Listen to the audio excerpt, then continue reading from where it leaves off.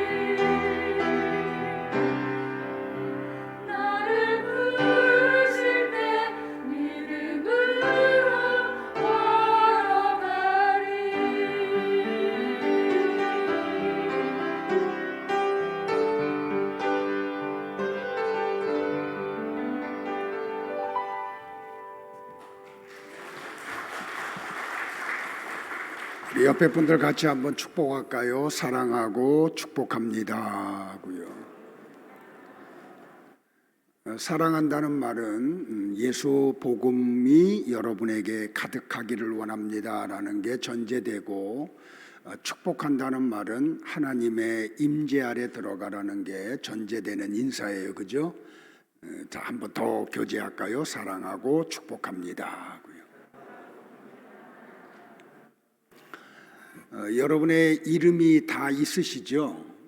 이름의 뜻이 있고 그 이름을 짓는 게 굉장히 중요해요. 왜 그러냐면 이름은 그 사람의 정체성을 나타내기 때문에 그래요. 저는 이제 우리 할아버지가 제 이름을 지어주셨는데, 제가 이씨잖아요. 오얀리. 전에도 한번 말씀을 드렸지만 한문의 이씨가 어떻게 되냐면 십자가예요. 그리고 나무로 만든 십자가. 거기에 아들이 있어요. 그러니까 이씨성을 가지고 예수 안 믿는 사람도 기적이죠. 그 이씨성 안에 십자가가 있고 예수님의 구속이 있기 때문에요. 그 마지막 율자가 법률이에요.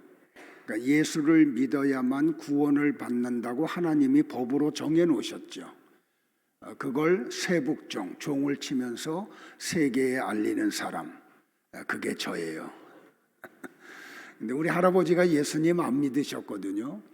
근데 그렇게 제 이름을 지어준 거는 하나님의 어떤 인도함이 있다고 저는 생각을 해요. 그러니까 여러분의 이름에 정체성이 있어요. 그리고 여러분은 그 이름에 걸맞게 살아야 돼요. 그러니까 고대 사회에 어떤 사람의 이름을 지을 때는 그냥 막 짓지 않았어요. 그 이름에 그 사람의 정체성이 담겨져 있어요. 그러니까 아브라함 하면은 뜻이 뭐죠? 열국의 아버지. 그러니까 아브라함은 믿음의 조상이 되는 거죠. 하나님이 믿음으로 믿음에 이르게 한 첫 번째 사람이 아브라함이야. 그 아브라함을 보고 너희도 어떻게 해야 되니? 하나님 앞에 다 맡겨야 돼. 그러면 하나님이 너희를 믿음으로 믿음에 이르게 하는 둘째, 셋째, 넷째들이 될 거야. 또 말라기라고 하는 선지자의 이름은 나의 사자라는 뜻을 가지고 있어요. 그러니까 말라기서를 보면은 내가 내 사자를 너희에게 보내리라. 그러니까 말라기는 하나님의 사자로 보냄을 받아서 하나님의 말씀을 그대로 가감 없이 전달하는 자로 살아가죠. 왜? 그게 자기의 정체성이니까.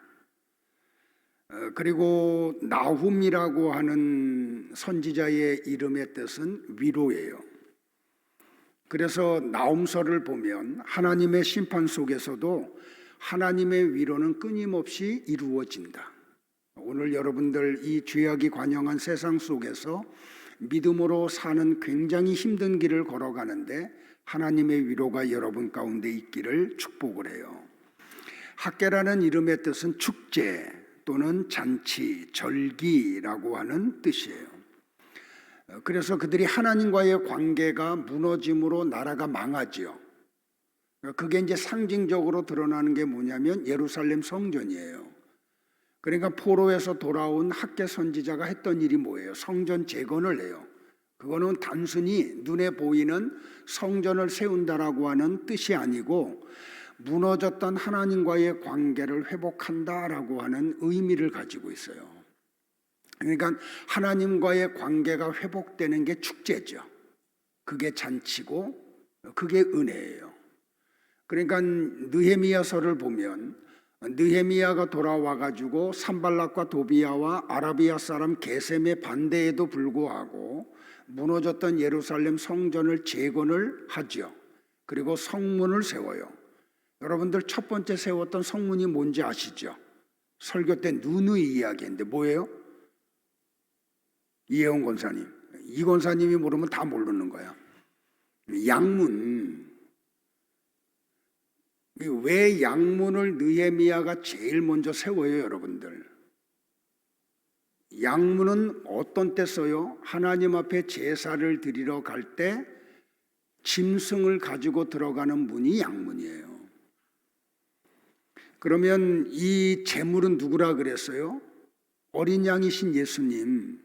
제사는요, 하나님과의 관계가 회복된 사람이 하나님과 교제하는 그런 도구가 예배잖아요. 그러니까 느헤미야가 양문을 제일 먼저 세운 거는 하나님과의 관계를 무너뜨리지 않고 회복하겠다는 거예요. 이제 회복했으니 이제는 그 삶을 살아내겠다는 거예요. 마지막에 세운 문이 뭐예요? 이건 어려워서 못 맞힐 거야. 한밉관문. 한밉관문이라고 하는 이름의 뜻은 뭐예요? 심판하신다. 하나님이 심판하신다. 그러니까 하나님과의 관계를 회복하자. 그러면 너희들은 어떻게 살아야 되는지 아니? 언젠가 하나님의 심판이 있어. 그거 알고 예배자로 살아가라는 거예요. 그러니까 학계는 바로 하나님과의 관계를 회복하는 게 뭐라고요? 축제라고요. 그게 잔치라고요. 그래서 그가 성전을 재건하는 거예요. 자, 그럼 오늘 우리가 같이 공부해야 될 노아에 대한 내용을 같이 보면 창세기 5장 28절과 29절에서 이 창세기의 저자인 모세가 성령의 감동을 받아서 뭐라고 노아를 소개해 줘요. 다 같이 볼까요? 시작. 라멕은 182세의 아들을 낳고 이름을 노아라 하여 이르되 여호와께서 땅을 저주하심으로 수고롭게 일하는 우리를 이 아들이 안위하리라 하였더라. 그러니까 노아의 이름의 뜻은 뭐예요? 안위예요. 그러니까 다시 말하면 안식이에요. 여러분들 안식에 대해서 우리는 이제 정확하게 인지하고 계시죠? 안식이 뭐예요? 쉬는 거 아니에요. 에너지 보충하는 게 안식 아니에요. 안식이 뭐예요? 하나님과 하나가 되어서 하나님과 교제하는 걸 안식이라 그래요. 그러니까 하나님은 여러분을 성전 삼죠. 어떻게 성전 삼아요? 하나님이 영으로 여러분 속에 들어오셔. 그래서 여러분이 성전 되게 하죠. 지성소가 된다는 말이에요. 그 지성소에서 누구를 만나요? 하나님을 만나요. 그리고 그 하나님과 교제해요. 그게 뭐라고요? 안식이라고요. 그러니까 노아를 통해서 하나님이 우리에게 주시는 메시지가 뭐냐면 나는 너희들을 성전 삼고 싶어. 그리고 너희들과 교제하고 싶어. 근데 지난주에 우리 공부했듯이 하나님은 어떤 분이에요? 거룩하신 분이에요. 그러니까 죄가 있는 상태에는 하나님과 연합이 이루어져요? 안 이루어져요? 안 이루어져요. 그래서 예수 그리스도의 보혈이 우리에게 능력으로 찾아오셔야 돼요. 왜? 예수님의 보혈만이 우리를 거룩의 세계로 끌고 가니까. 그래서 예수님은 우리가 구원받은 이후로 예수님을 통해서만 우리를 보세요. 절대로 우리를 직접 보지 않으세요. 왜? 예수님을 통하고 우리를 보지 아니하시면 하나님이 우리와 함께 하실 수가 없어요. 왜? 그분은 거룩하신 분이시기 때문에. 그래서 노아 홍수 심판이 일어나는 거예요. 그러니까 죄악으로 가득 찬 세상을 다 쓸어버리고 생각이 악한 사람들을 다 없이 한 다음에 거룩한 자들만 남겨놔. 그리고 그와 안식을 해요. 그게 노아 홍수 심판 사건을 이야기해요. 이 방주는 뭘 예표한다고요? 예수님. 그러니까 노아와 그의 가족들이 방주 안에 들어가죠. 예수님 안에 들어가요. 그러니까 예수님으로 인해서 그들이 거룩해지죠. 그래서 하나님과 교제하는 안식의 세계로 들어가는 거예요. 자, 그런데 이 안식을 하는 사람들과 하나님이 맺는 게 뭐냐면 언약을 맺어요. 그래서 노아에 대한 기사를 읽어보면 언약에 대한 내용들이 반복해서 나와요. 같이 한번 볼까요? 시작. 내가 홍수를 땅에 일으켜 무로 생명의 기운이 있는 모든 육체를 천하에서 멸절하리니 땅에 있는 것들이 다 죽으리라. 그러나 너와는 내가 내 언약을 세우리니 너는 네 아들들과 네 아내와 네 며느리들과 함께 그 방주로 들어가고 라고 말씀을 하세요. 그러니까 하나님이 세상의 모든 걸 다 없애버릴 거다. 그런데 너희 가족은 방주로 들어가. 그러면서 뭐라고 말해요? 내 언약을 너와 맺을 거야. 그리고 내 언약을 내가 이룰 거야 라고 말씀을 해요. 자, 창세기 9장으로 넘어가 보면 홍수 심판이 끝나고 난 다음에 하나님이 노아와 또 언약을 맺죠. 내가 다시는 사람들이 죄를 범하고 세상에 악이 간영해도 내가 다시는 물로 세상을 심판하지 않을 거야. 그리고 하나님이 언약을 맺죠. 거기서도 내 언약이라 그래요. 그 언약으로 주신 표징이 뭐예요? 무지개. 그 지금 뭐 역대급 태풍이 몰려온다 그래요, 여러분들. 근데 하나님이 그런 걸로는 세상을 심판하지 않으신다 그래요. 왜? 하나님이 언약을 맺었기 때문에. 그런데 여러분들 보세요. 하나님이 아브라함과 언약을 맺는 장면을 보면 아브라함에게 다 뭘 요구해요? 짐승을 다 가르라 그래요. 갈라놓은 다음에 어떻게 해요? 하나님이 그 언약의 당사자와 더불어 쪼갠 고기 사이로 지나갔죠. 그건 뭘 지금 이야기하냐면 언약을 어긴 사람은 이 쪼개진 고기와 같이 죽음이야. 그걸 지금 말씀하시는 거예요. 근데 여러분들 성경을 보면 하나님 편에서 인간과 맺은 언약을 파기하신 적이 있어요, 없어요? 하나님 쪽에서는 한 번도 없어요. 언약의 파기는 언제나 어디서 이루어져요? 인간에게서 이루어져요.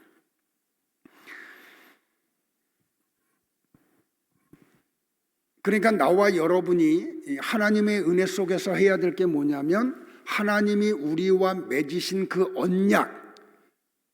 언약을 파기하지 않아야 돼요. 그리고 그 언약 속에서 여러분이 살아내셔야 돼요. 자, 방주는 천국의 모형인과 동시에 예수 그리스도를 설명하는 것이기도 해요. 근데 보세요, 여러분들. 천국의 모형인 방주에 누가 들어가요? 노아와 그의 7 식구만 들어가요. 여러분들, 이제 우리가 성경을 보면서 여러분들이 이런 숫자를 보면 여러분들이 막 뜨끔뜨끔하고 민감해져야 돼요. 그러니까 구원받는 사람이 많아요, 적어요? 적어요.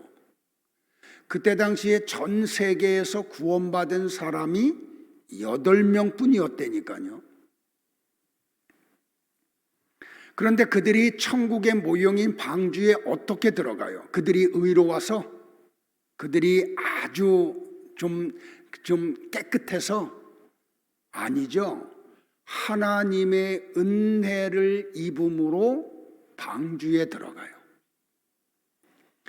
제가 교회 이름을 개척하면서 지을 때 은혜와 평강이라고 지었던 이유 가운데 하나가 그거예요. 하나님의 은혜가 아니면 우리는 하나님을 알 수가 없어. 하나님의 은혜가 아니면 우리가 믿음의 생활을 끝까지 경주해 낼 수 없어요. 하나님의 은혜가 아니면 마지막 날에 예수님을 시인할 수 없어요. 그래서 오늘 나와 여러분에게 필요한 게 하나님의 은혜예요. 자, 창세기 7장 16절을 같이 볼까요? 하나님이 그에게 명하신 대로 들어가매 여호와께서 그를 들여보내고 문을 닫으시니라. 방주의 문을 누가 닫으셨다고요? 하나님이 닫으세요. 그거는 몇 가지 굉장히 상징적인 뜻을 가지고 있는데 3가지 뜻이에요. 첫째는 하나님의 은혜의 때와 구원의 시기가 끝났음을 이야기해요. 자, 하나님이 닫으면 열 사람이 있어요, 없어요? 열 사람이 없어요. 하나님이 열면 닫을 사람이 없어요. 그런데 하나님이 방주의 문을 닫았다는 것은 이 시간 이후로 은혜는 끝났다는 거예요. 방주 안에만 은혜가 있어요. 방주 바깥에는 은혜가 없어요. 방주의 문이 닫히는 그 순간 더 이상 국률은 없다는 거예요. 구원이 없다는 거예요. 자, 2번째는 하나님이 닫으신 문을 사람이 열 수 없음을 의미해요. 그때서 와가지고 방주를 두드리고 하나님 앞에 그냥 요청한다고 방주의 문이 다시 열리지 않아요. 세 번째는 하나님이 방주를 보호하시고 지켜주신다는 걸 이야기해요. 그러니까 한 번 이루어진 구원은 없어지지 않아요. 다시 취소되지 않아요. 자, 창세기 6장 16절을 한번 같이 볼까요? 방주의 문은 오직 하나임을 이야기해요. 같이 볼까요? 거기에 창을 내되 위에서부터 한 규빗에 내고 그 문은 옆으로 내고 상중하 3층으로 할지니라. 여기 창이라고 하는 히브리어가 초하르라는 단어예요. 문은 페타흐라는 단어로 되어 있어요. 그런데 여러분들 이 두 단어가 다 단수예요. 그러니까 문도 하나고 창도 하나예요. 방주에 창이 많지 않아요. 창이 하나고 문도 하나예요. 이건 뭘 이야기하냐면 구원은 하나님에 의해서 계획이 되고 하나님에 의해서 이루어지며 하나님에 의해서 완성됨을 이야기해요. 그러니까 예수라는 이름 외에 구원받을 다른 이름을 하나님이 주신 적이 없어요. 그러니까 여러분들 신학 박사 학위를 몇 개 가진 사람이 뭐라고 얘기해도 나와 여러분은 흔들리지 말아야 돼요. 구원은 오직 예수 그리스도를 통해서만 이루어져요. 예, 구원의 문이 하나예요. 우리를 천국으로 인도하는 분도 예수님 한 분밖에는 계시지 않아요. 그런데 창은 위에서부터 한 규빗 길이로 되어 있어요. 여러분들 한 규빗이 어느 정도 되는지 아세요? 손가락 끝에서 여기까지예요. 보통 성인의 이걸 한 규빗이라 그래요. 그러니까 대략 한 45cm 정도 되죠. 근데 위에서부터라고 이야기해요. 문이 어디에서 있다고요? 위에서 있다고요. 위에서 있다고요. 그게 히브리어로 마할인데 70인 역으로 번역을 하면서 헬라어로 뭐로 번역을 했냐면 아노덴으로 번역을 했어요. 자, 구원의 방주의 문은 위로부터 났어요. 창도 위에 있어요. 근데 보세요, 여러분들. 요한복음에 오면은 니고데모가 밤중에 예수님을 찾아오죠. 산헤드린 공유의 회원이고 랍비였던 니고데모가 구원의 문제가 해결이 안 되는 거예요. 이 사람 율법 박사거든요. 그래가지고 밤중에 예수님 나사렛 청년을 찾아와요.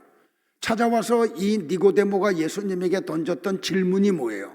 사람이 어떻게 하면 거듭날 수 있습니까? 그때 예수님이 요한복음 3장 7절에서 하신 말씀이 뭐예요? 다 같이 볼까요? 시작. 내가 네게 거듭나야 하겠다 하는 말을 놀랍게 여기지 말라. 이게 헬라어 원문 성경을 정확하게 번역이 안 됐는데 헬라어 원문 성경을 그대로 제가 직역을 해가지고 왔어요. 같이 한번 볼까요? 시작. 내가 너에게 너희가 위로부터 태어나야 한다라고 말한 것을 너는 기이히 여기지 말라. 여기서 위로부터라고 썼던 단어가 뭐냐면 헬라어 아노덴이에요. 방주의 문이 위로부터라고 말했던 그 아노덴하고 똑같아요. 그러니까 방주의 창이 하늘을 향해 있어요. 방주의 창문이 위로부터 나 있다는 것은 구원은 오직 하나님으로부터 이루어지는 거지, 선물로 주어지는 거지, 땅에서 인간들의 노력이나 의지나 착함을 통해서 이루어지는 게 아님을 얘기해요. 그러니까 여러분들 착하게 살자, 선하게 살자, 어려움 당하는 사람들 많이 도와주자, 그럼 구원받아. 그거는 성경적이에요? 아니에요? 아니에요. 구원은 하나님으로부터 선물로 주어지는 거예요. 그러면 구원받은 사람은 사람을 불쌍히 여기죠. 그래서 그들에게 복음을 전하기 위해서 구제도 하고 어려움 당할 때 도와주기도 하는 거예요. 목적이 그게 아니에요. 복음에 있어요. 자, 구원은 하나님의 기쁘신 뜻에 따라 하나님이 주시고 싶은 자들에게 은혜로 거저 주시는 거예요. 이걸 바울이 에베소서 2장에서 자세하게 설명을 했죠. 오늘 예배드리고 난 다음에 집에 가서 에베소서 2장을 보시면 이게 무슨 뜻인지를 알게 될 거예요. 자, 이렇게 방주 안에 들어간 자들, 그래서 홍수 심판으로부터 구원받은 자들, 그들을 뭐라고 말하냐면 은혜 안에 있는 자들, 또 다른 표현으로는 언약 안에 있는 사람들이라고 이야기해요. 그러므로 여러분들은 언약 안에 있는 분들이 되셔야 돼요. 그러니까 다시요, 구원은 하나님으로부터 시작해서 예수 그리스도로 완성이 돼요. 그러니까 이 노아 홍수 심판 사건에서의 모든 것들은 다 구원자 되시는 예수 그리스도를 지금 설명하고 있는 내용들이에요. 자, 하나님께서 창세전에 택한 백성들을 구원해서 천국에서 영원히 함께 거하시기 위해 당신의 계획을 이루어가는 수단이 언약이에요. 그러니까 나와 여러분은 하나님과 언약을 맺은 언약 백성들이에요. 그리고 하나님의 언약은 반드시 이루어질 수밖에 없는 것을 확신하는 것이 뭐예요? 믿음이에요. 그러니까 믿음이 뭐라고요? 하나님의 언약은 반드시 이루어져. 여기에 흔들림이 없어. 그 언약은 뭐라고요? 하나님이 나를 구원해서 천국에 데려가는 거예요. 이 믿음이 나와 여러분 가운데 있기를 주의 이름으로 축복을 합니다. 자, 노아 시대의 사람들이 어땠다고요? 생각이 다 악해. 어떻게 그렇게 악한지 몰라. 그냥 속에서 나오는 게 다 악해. 죄악은요, 세상의 관영이에요. 지금 우리가 살고 있는 시대의 사람들의 패턴과 유사하죠. 근데 성경이 뭐라 그래? 그러나 노아는 하나님으로부터 은혜를 입었더라. 나와 여러분에게 이 은혜가 있기를 축복을 해요. 자, 보세요, 여러분들. 그때부터 하나님이 방주를 지으라 그러죠. 근데 신학자들에 의하면 노아 홍수 심판 사건이 일어나기 전까지 비가 없었대요. 그런데 하나님이 야, 내가 비를 내려서 물로 쓸어버릴 거야. 그러니까 너 방주를 지어. 그래서 그때부터 노아가 방주를 짓죠. 몇 년 동안? 120년 동안. 여러분들 방주의 크기가 어느 정도 되는지 아세요? 작지 않아요. 그때부터 그는 하나님의 언약을 믿고 방주를 지어요. 어디다 지었어요? 아라랏산. 여러분들 나중에 한번 터키 한번 가보세요. 그래서 아라랏산 한번 가보세요. 아라랏산이 해발 상당히 높은 지역이에요. 전에도 이야기했지만 방주를 지으려면 강가에다 짓든지 바닷가에다 지어야 되는데 언약의 백성, 하나님의 은혜를 받은 사람들, 믿음을 선물로 받은 사람들은 세상 사람들이 볼 때에 어리석은 짓을 해요. 그래서 그 해발이 1000m 이상이 되는 아라랏산에다가 방주를 지어요. 이걸 뭐라 그래요? 믿음이라 그런다고요. 그러니까 믿음의 사람이 하는 행동을 보면 세상 사람들이 볼 때 바보같이 보여. 어리석게 보여요. 그런데 그 믿음이 세상 사람들이 볼 때 어리석고 미련하고 바보 같은 짓을 하게 만들어요. 자, 창세기 7장 21절, 22절, 23절을 같이 볼까요? 시작. 땅 위에 움직이는 생물이 다 죽었으니 곧 새와 가축과 들짐승과 땅에 기는 모든 것과 모든 사람이라 육지에 있어 그 코에 생명의 기운이 숨이 있는 것은 다 죽었더라. 지면의 모든 생물을 쓸어버리시니 곧 사람과 가축과 기는 것과 공중의 새까지라. 이들은 땅에서 쓸어버림을 당하였으되 오직 노아와 그와 함께 방주에 있던 자들만 남았더라. 그러니까 홍수 심판에서 벗어날 수 있는 방법은 다른 방법이 있어요, 없어요? 없어요. 방주에 들어가는 방법밖에 없어요. 방주에 들어간 8명만 살았어요. 근데 여러분들 이 방주에 이제 짐승들을 집어넣고 레위기서를 보면 하나님이 짐승들을 구별하죠. 정결한 짐승, 부정한 짐승. 이건 그림자예요, 여러분들. 근데 하나님으로부터 지혜와 계시의 영을 받지 못한 안식 교인들은 이걸 그대로 믿어. 그래서 레위기서에 부정하다는 걸 지금도 못 먹죠. 어리석게. 그 단백질이 많은 장어를 못 먹어. 미련하게. 여러분들 이거 잘 아셔야 돼요. 이거 부정한 짐승, 정결한 짐승. 이게 사도행전 10장에 오면 고넬료 사건에서 하나님이 부정한 짐승들이 담겨져 있는 보자기를 내려오게 하고 베드로에게 잡아먹으라 그러죠. 이건 단순히 짐승을 부정하고 정결한 짐승을 말하는 게 아니에요. 하나님 앞에서 정결하고 부정한 걸 얘기하는 거예요. 그래서 구약시대에 이스라엘 백성들만 하나님이 선택을 하시죠. 그리고 그들을 뭐라 해요? 정결한 민족 그래요. 나머지는 다 부정한 거예요. 그것도 그림자예요. 그러니까 하나님이 우리에게 말씀하시는 것은 바로 그거예요.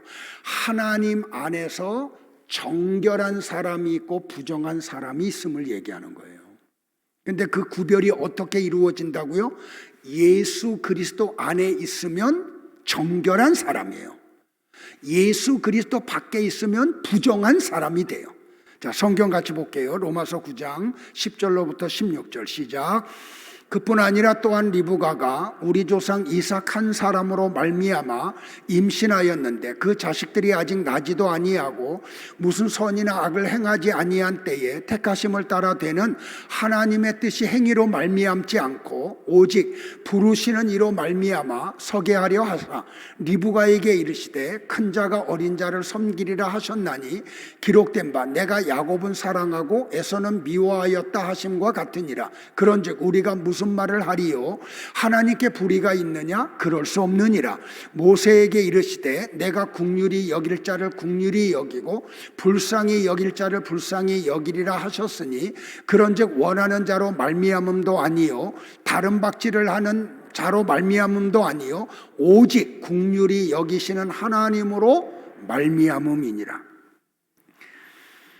그러니까 하나님의 절대 주권에 의해서 정결한 사람과 부정한 사람으로 나누어지는 거지, 우리가 어떤 속에서 선한 것이 나왔기 때문에 하나님이 우리를 정결하다고 인정하신 게 아니라는 말이에요. 그러니까 여기서 뭘 지금 이야기하냐면 하나님의 무조건적 선택을 지금 설명하는 거예요. 노아 홍수 심판 사건을 통해서, 에서와 야곱 사건을 통해서요. 자, 다 같이 한번 합독할까요? 시작. 노아가 착하게 살아서 의인이 된 것이 아닙니다. 하나님의 은혜로 말미암아 의인이 된 것입니다. 믿으세요? 네, 믿으시기를 바라요. 그러니까 노아와 그의 가족이 구원받은 것은 하나님의 은혜로 구원받은 거예요. 자, 다시요. 노아가 몇 년 동안 방주 지었다고요? 120년 동안. 방주의 크기가 어느 정도 되는지 아세요, 여러분들? 약 3만 5천 톤이 돼요. 제가 그래서 또 고민하고 기도하고 문헌을 막 찾아보니까 남자 4명과 여자 4명에서 3만 5천 톤이나 되는 배를 120년 안에 지을 수 없더라고요. 그래서 어떤 학자가, 신학자가 무슨 이야기를 했냐면 노아가 임금을 주고 전문가들을 고용했을 거라는 거예요. 그러니까 전문 목수들이 고용되고 방주를 짓는데 필요한 여러 부분의 전문가들을 일당을 주고 방주를 지었을 거라는 거예요. 그러니까 여러분들 여기서 굉장히 중요한 걸 제가 발견해요. 그러면 세상 사람은 방주를 지어요. 그런데 구원과는 관계없어요. 왜요? 밥벌이로 방주를 지은 거지 그는 하나님의 말씀을 믿은 게 아니에요. 자, 이걸 좀 비유적으로 설명을 해드리면 우리 예배당을 지을 때 1년 동안 지었거든요. 그러면 1년 동안 이 예배당에 와서 일을 한 사람들이 1,000명이 넘은 것 같아. 여러 어떤 그런 하청업체에서 와서 공사를 했으니까요. 근데 재밌는 게 뭔지 알아요, 여러분들? 이 기초할 때 포크레인을 가져 흙을 펐던 사람은 지나가면서 우리 교회 앞을 지나가면 뭐라 그러냐면 저 은혜와 평강교회 내가 졌어 그래요. 여기 와가지고 목수일 했던 분도 지나가면서 뭐라 하면 이 교회는 내가 졌어 그래요. 근데 그들은 뭐 하려고 교회를 지었어요? 밥벌이 하려고, 일당 받고. 교회는 지었는데 하나님의 말씀과는 관계없어요. 잘 들으셔야 돼요. 그런데 여기 노아와 그의 가족들은 언약의 백성들이야. 하나님의 은혜를 덧입은 백성들이에요. 그러니까 하나님이 존재하심을 믿어. 그리고 그 하나님의 말씀이 이루어질 것을 믿어요.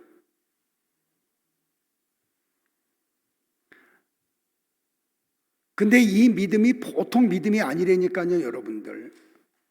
아까도 표현했지만 노아 홍수 심판 사건이 일어나기 전까지 비가 없었대요. 그런데 비를 내려서 심판한다는 걸 믿었다니까요. 그리고 방주를 지어요.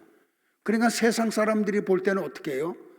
저렇게 미련하고 바보 같은 사람이 없는 거야.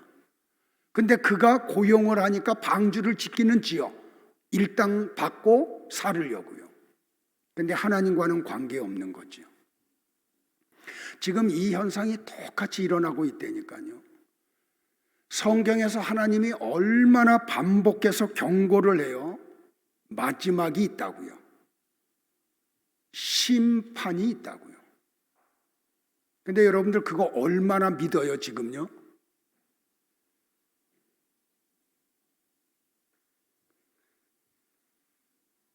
오늘날 나와 여러분이 나타나야 될 믿음이 뭐예요, 여러분들? 예수님이 다시 오신다. 그걸 믿어.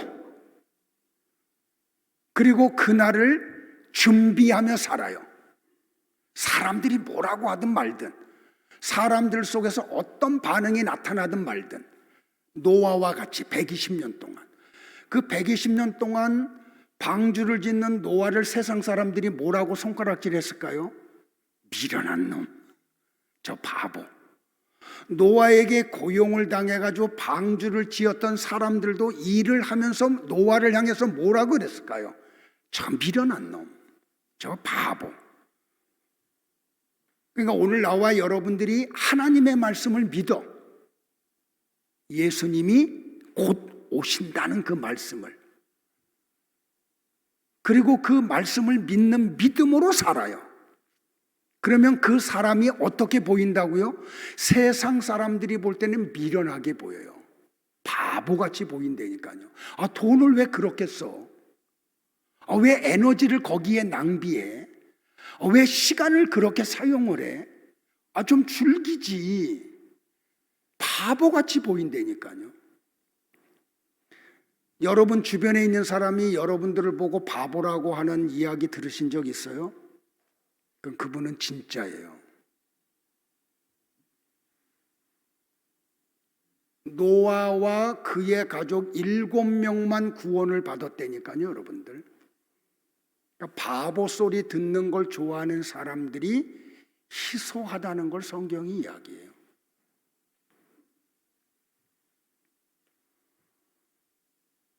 사도 베드로가 베드로 후서 3장 12절과 13절에서 이렇게 말해요. 같이 볼까요? 시작.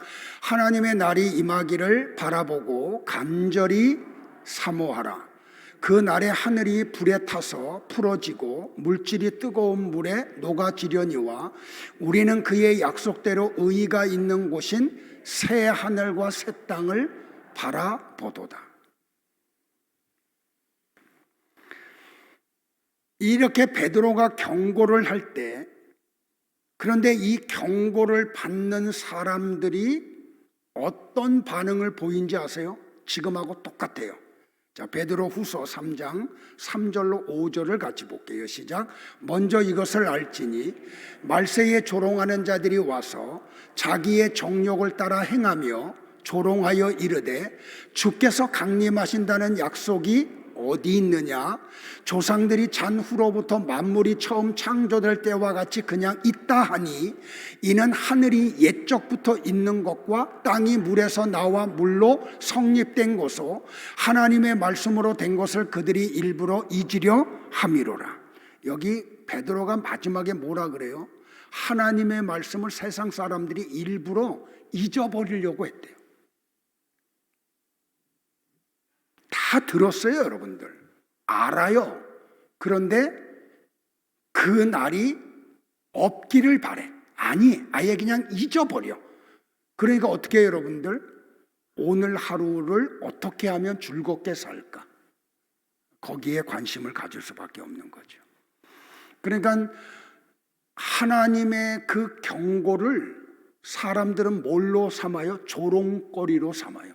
야, 이렇게 날이 멀쩡한데 어저께 해 떠올라왔듯이 오늘도 봐라, 정확하게 떠올라오잖아. 내일도 정확하게 떠올라올 거야. 아무런 대책도 없이 그렇게 담대하게 믿어요. 그러면서 뭐라 그래요? 하나님의 징조가, 하나님의 말씀이 맞으면 뭐 좀 징조가 보여야지.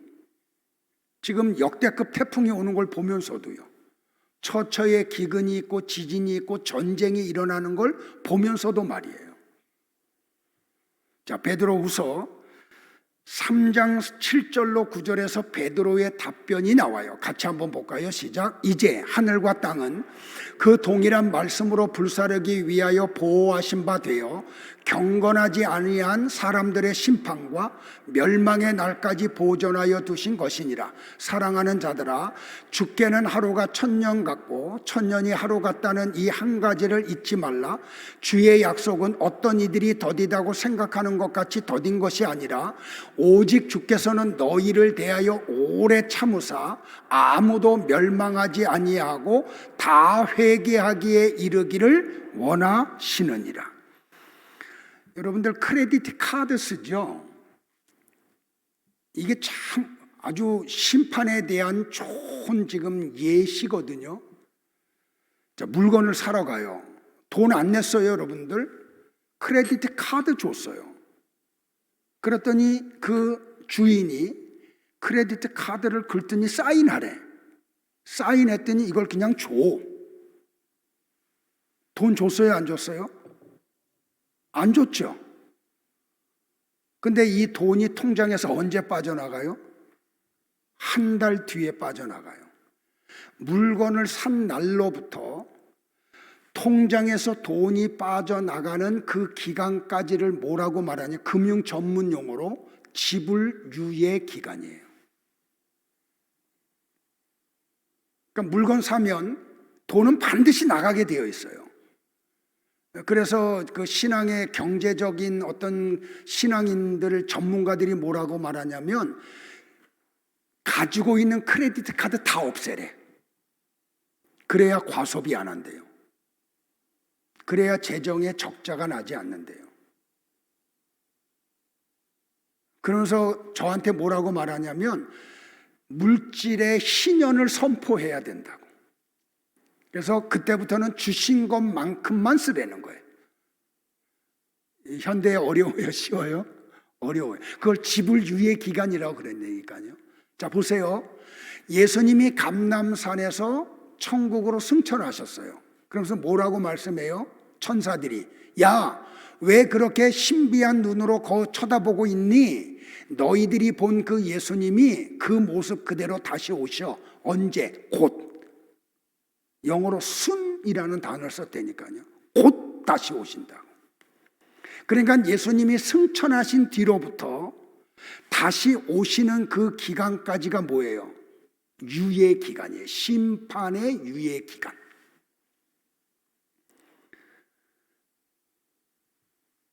그러면서 베드로가 뭐라 그래요? 야, 하나님이 못 보시는지 아니? 너희들의 생각 다 알아, 이놈들아.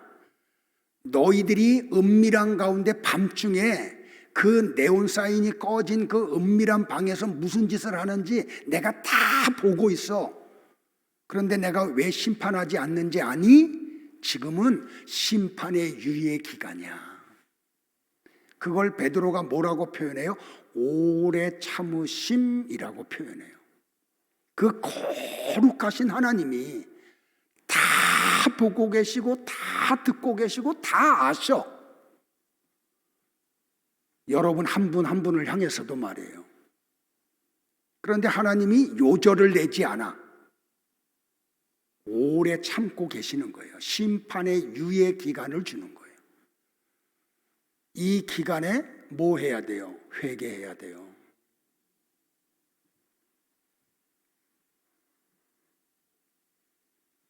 여러분들 자꾸 얘기하지만 교회 안에도 가라지가 있어요.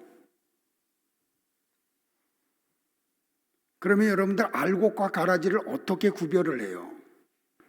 베드로전서 2장 6절, 7절, 8절을 같이 볼까요? 시작. 성경에 기록되었으되 보라, 내가 택한 보배로운 모퉁이 돌을 시온에 두노니 그를 믿는 자는 부끄러움을 당하지 아니하리라 하였으니 그러므로 믿는 너희에게는 보배이나 믿지 아니하는 자에게는 건축자들이 버린 그 돌이 모퉁이의 머릿돌이 되고 또한 부딪히는 돌과 걸려 넘어지게 하는 바위가 되었다 하였느니라. 그들이 말씀을 순종하지 아니함으로 넘어지나니 이는 그들이 이렇게 정하신 것이라. 여러분들 예수님을 어떻게 대하느냐가 알곡인지 가라지인지가 구별되는 거죠. 근데 예수님이 이런 말씀을 하세요. 나로 인하여 실족하지 않는 자가 복이 있다. 예수님 때문에 실족하는 사람들도 있었다니까요, 여러분들. 그러니까 하나님이 버린 모퉁이 돌이 뭐예요, 여러분들? 택한 보배로운 모퉁이 돌이요. 예수님. 그 하나님이 그 택한 보배로운 모퉁이 돌을 어디에다 두었어요? 시온에다가 두셨어요. 시온이 어디예요 지금요? 교회예요, 교회. 누가 알곡이에요, 여러분들? 다 같이 볼까요? 시작. 하나님이 교회에 두신 모퉁이 돌이라는 말씀을 믿고 말씀이신 예수님에게 순종하는 사람들, 그 사람들이 알곡이에요. 그러니까 베드로의 이 말, 성경을 종합적으로 탁 보면 명확하게 드러나요. 예수님을 진짜 만나고 예수님을 믿고 진짜 구원받아 하나님의 나라의 백성이 된 사람은 세계관과 가치관이 변하게 되어 있어요. 이게 변하지 않은 거는 예수님 안 믿는 거예요. 이게 바뀌게 되어 있다니까요. 그러니까 이 가치관과 세계관이 바뀌면 어떻게 돼요? 하나님의 말씀에 절대 복종해요. 절대 복종해요. 그러니까 예수님을 믿는다는 걸 현대 교회들이 많이 착각을 하세요. 하나님을 향한 지식이 많은 게 하나님을 잘 믿는 걸로 착각을 해요. 깊이 있게 생각하세요. 자, 예수님이 그의 그 육체의 동생 야고보에게 그 야고보서 2장 19절로 20절에서 이렇게 이야기를 해요. 같이 볼까요? 네가 하나님은 한 분이신 줄을 믿느냐? 잘하는도다. 귀신들도 믿고 떠느니라. 아하, 허탄한 사람아, 행함이 없는 믿음이 헛것인 줄을 알고자 하느냐? 야고보서 강해할 때 산 믿음, 죽은 믿음으로 설교했던 거 기억나시죠? 귀신들도요, 하나님 믿었다니까요. 어떤 믿음? 하나님이 한 분이시라는 걸 믿었어요. 지옥이 있다는 것도 믿었어요. 기도하면 응답되는 것도 믿었어요. 그런데 그 귀신의 믿음이 하나님 편에서 나온 믿음이에요? 아니라니까요. 그러니까 성경을 통해서 하나님에 대한 지식이 늘어났다고 그 믿음이 하나님으로부터 온 믿음이라고 단정 짓지 마세요. 기도하고 응답받았다고 그게 하나님으로부터 온 믿음이라고 단정 짓지 마세요. 귀신도 천국과 지옥이 있음을 믿었다니까요. 자, 누가복음 8장 28절을 한번 볼까요? 시작. 예수를 보고 부르짖으며 그 앞에 엎드려 큰 소리로 불러 이르되 지극히 높으신 하나님의 아들 예수여, 당신이 나와 무슨 상관이 있나이까? 당신께 구하노니 나를 괴롭게 하지 마옵소서. 귀신이 예수님을 보자마자 뭐라 그래요? 거라사 지방의 청년 속에 있던 군대 귀신들이 당신은 하나님의 아들이시고, 근데 그 하나님은 어떤 분? 지극히 높으신. 그리고 예수 그랬다니까요. 예수라는 이름의 뜻이 뭐라고요? 구원자. 당신은 구원자입니다 하는 걸 알았다니까요. 여러분들 이때까지 제자들이 예수님이 구원자인지 몰랐어요. 근데 귀신은 예수님을 보자마자 알았어.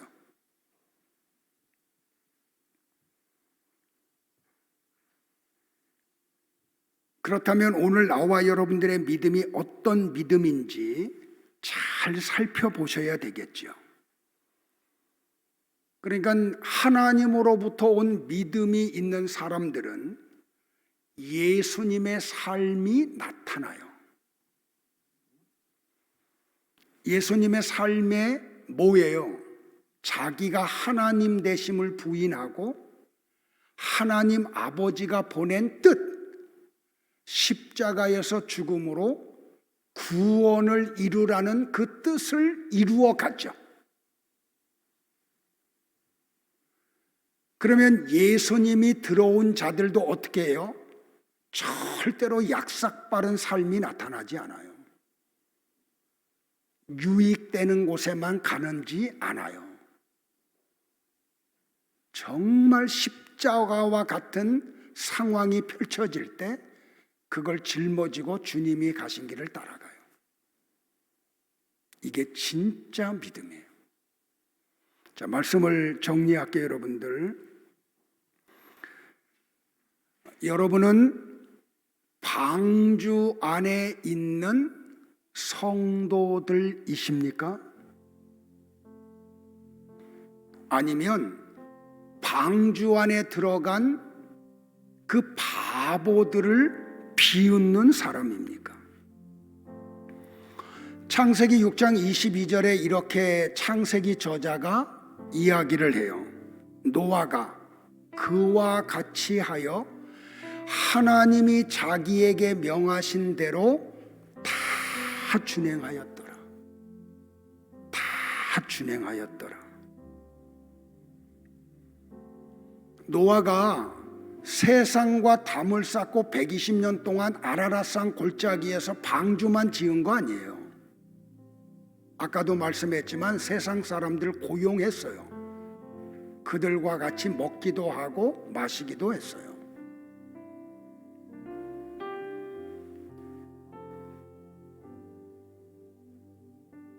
(120년) 동안 먹을 그 방주 안에서 먹을 양을 저축하라는 말씀을 따라서 노아는 열심히 농사도 지었어요. 그럼에도 불구하고 노아의 관심은 방주에 있었어요.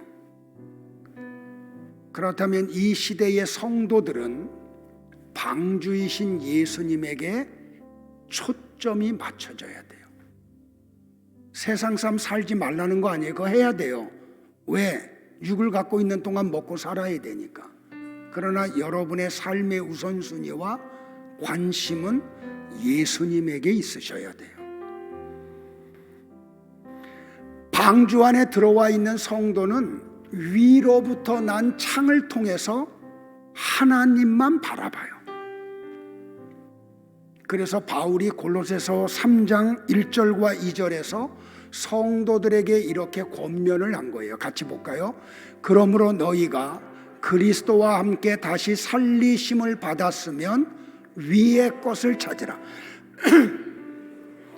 하나님 우편에 앉아 계시느니라. 위의 것을 생각하고 땅의 것을 생각하지 말라. 성도는 위의 것을 생각하고 위의 것을 찾아야 돼요. 왜요? 그곳에 예수님이 하나님 보좌 우편에 계시기 때문에 말이에요. 나와 여러분이 이 땅에 살면서 가슴 깊이 둬야 될 분은 예수 그리스도세요. 그분을 생각하셔야 돼요. 노아가 세상 사람들로부터 손가락질을 받음에도 불구하고 그 예수님을 예표하는 방주에 모든 관심을 두었듯이 말이에요. 그리고 복음을 전해야 돼요. 여러분 가정 안에서 복음 전하셔야 돼요. 제가 설교 때마다 강조하지만 여러분과 같이 피를 나누고 한 공간에서 먹고 자는 그 자녀들, 부모들, 형제들, 그들에게 복음 전하셔야 돼요.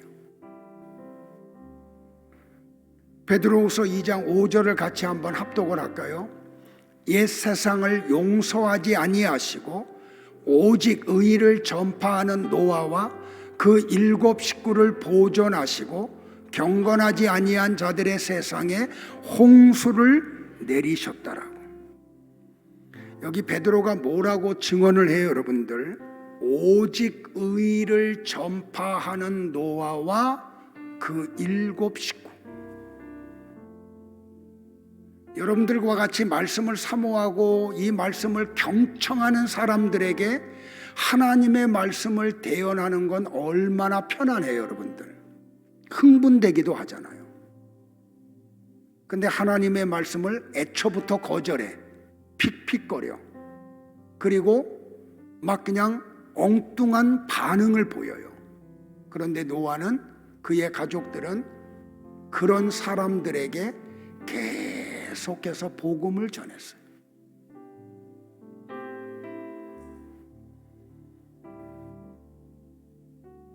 여러분들 언젠가 여러분의 인생의 마지막이 있어요. 그리고 이 세상의 마지막이 있어요. 우리는 그걸 믿어요.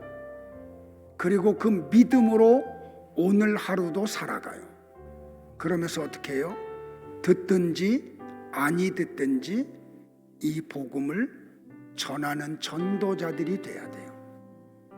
여러분이 전하는 그 전도로 누군가 복음 안에 들어온다고 하면 다니엘서에서 하나님이 우리에게 언약을 하셨어요.